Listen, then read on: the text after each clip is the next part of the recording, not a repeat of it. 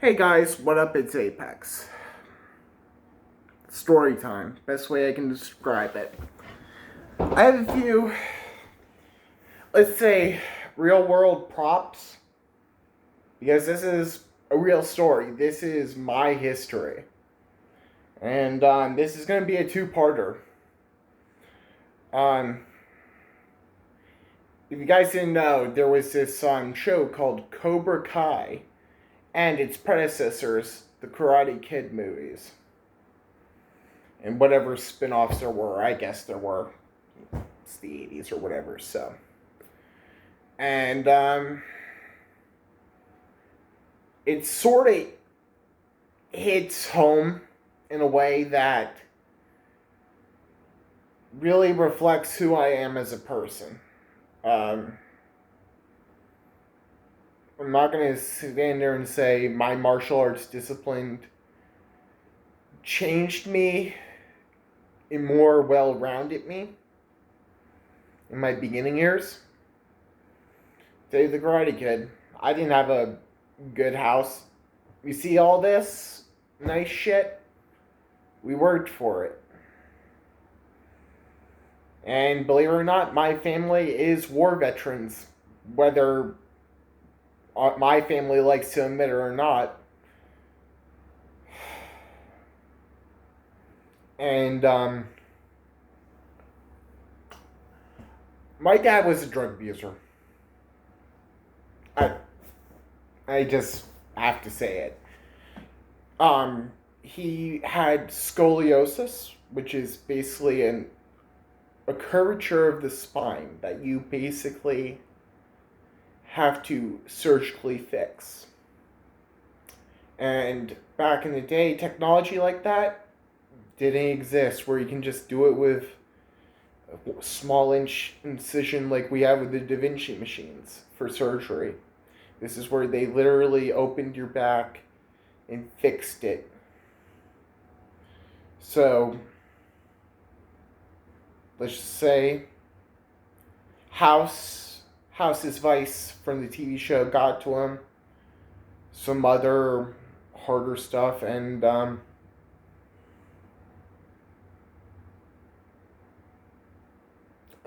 one thing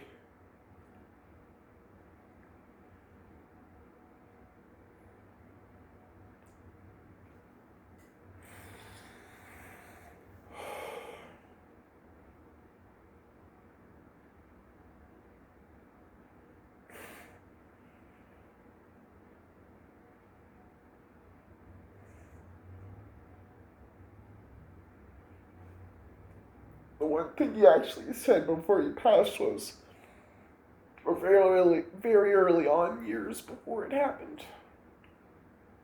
He said, "Take a ride with me." So, me being like his best friend slash only son, they said, "Yeah, I'll go. Let's get in the Mercedes." Turned on some Beatles.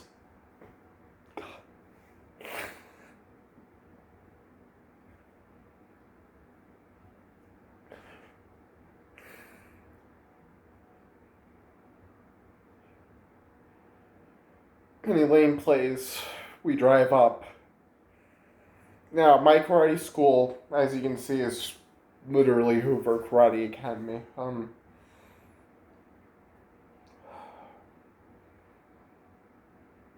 He said, we went, he showed me karate.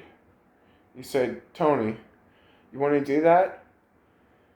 And I said, "You know what? I've been thinking about it." Because honestly, I always had that spark for fighting, martial arts per se. And he said, "You want to do this?" And I can't, and honestly, it's more clear now than ever.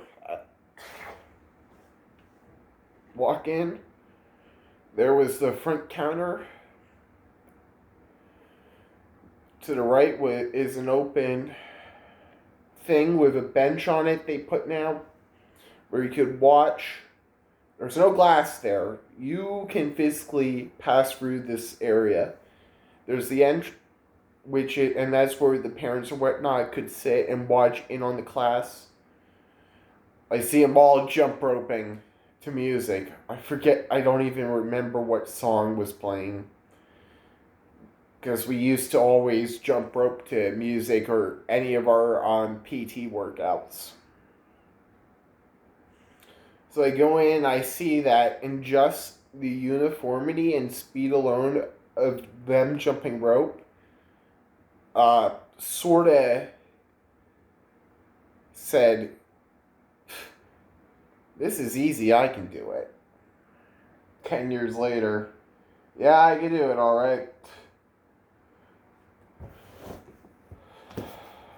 Took me,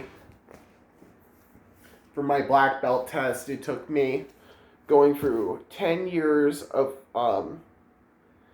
katas, self-defense, all the stuff I had to learn. That took the first 2 hours of the test. The next 2 hours, I believe, were all cardio. And I'm going to actually, for part 2, go to the actual place and show you what it really was like for me during training. So 2 hours of all the basic shit you learn for your belts, with no screw-ups, mind you. God, katas were the stupidest shit, let me tell you. But they get your form down, and some of them you probably still remember. Just from muscle memory alone. God knows I do. After 2 hours of that, and then 2 hours of non-stop cardio, believe me, we had to run, we had to flip tires, we had to do a lot of cardio. And this cardio was more intense than you might imagine. Because honestly, I don't even know how the hell I flipped that big monster truck tire. I'll see if they still have it there, but I can show you the actual tires we had to flip when we were doing our thing. And that was on gravel and not flat land, mind you, so that makes it even worse. But after that, the last thing I had to do for the test was we have this shed. You'll see it. I don't know if I can get into it or not. Probably not. That would be B&E. Yeah, probably shouldn't do that. But in the barn or the shed they have on the property, they have this mock fighting ring / scenario room. You walk in, it is just a giant barn. You walk in, there's the first storage area to right in front of you, then to the left is the long hallway that walks through the ring. You take the left, there's another stall there to the right of you, and then there's the entrance section, and then ropes, and then inside is the whole fighting ring, and the whole barn, like, side panel thing from the ropes. So it's like a giant horseshoe. Is all that coated how do you say, like the octagon, you know how in MMA or whatever they have those chain link fence? Well, believe it or not, they're actually coated with a fine rubber, and that's what we had for ours. And I had to fight all 5 senseis, starting with 1, 2, 3, and 4, and 5. And each fight was 5 minutes, adding another person on. So that was fun. And then, of course, scenarios where we had to do gun, knife, self-defense in general. Yeah, fun. So after that 5 hours, the senseis and I go into the second dojo in the school. Because in the school there's a main one, a side one, and then the outdoor place and all the stuff in between in the basement. We go into the room, we do our final ceremony, which means they give you the plaque. Not in this, of course. You had to sign it.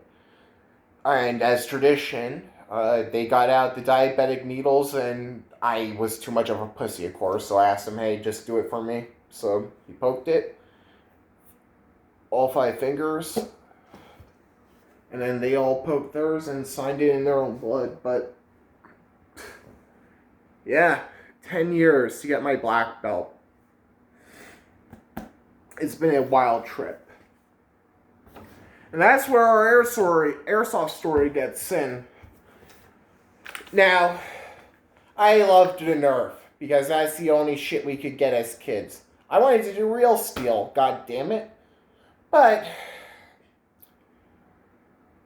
gotta start somewhere. So we went from playing Nerf in my friend's backyard to playing airsoft in his backyard to us playing at oh god, the grid code. If you remember my Apex Beast mode or whatever, I'll link it down there because that's always a good watch. That's where I get my first cry attack too and field it for the first time, really. And then, but besides that, that's another story. But airsoft and guns weren't really a hobby to me. They were never really a hobby. They were never really a sport. They were a training tool to me. And that's why I come at airsoft from a different perspective is this stuff was meant to translate to real steel because I wanted to do some security work that allowed me to have guns. That's sort of why I started at Securitas anyway, to get the experience. But let's just say management there sucked complete donkey balls. Do not work for them. They honestly, all of them can go to hell. Seriously. But yeah, that's sort of how I got into airsoft. All that stuff, me playing in my friend's backyard, and me doing the karate training. I just always thought it would come to this anyway. And don't get me wrong, I wish things had gone differently in my life where I could own real steel stuff. / if police, teachers, and other people weren't such assholes and abusers. Yeah, that's a fun one to tell. But yeah, so screw them, screw the police, screw your teachers. They're all communist fucks. This is what you can take out of that. You want to leave it at that. But that's how I got into airsoft. It was really just out of just progression, really, in my training. And I feel I've gotten past that part. Granted, you can never have enough trigger time in this day and age with real steel. Unfortunately, you can't even hold a gun. But we might not have to worry about that for much longer.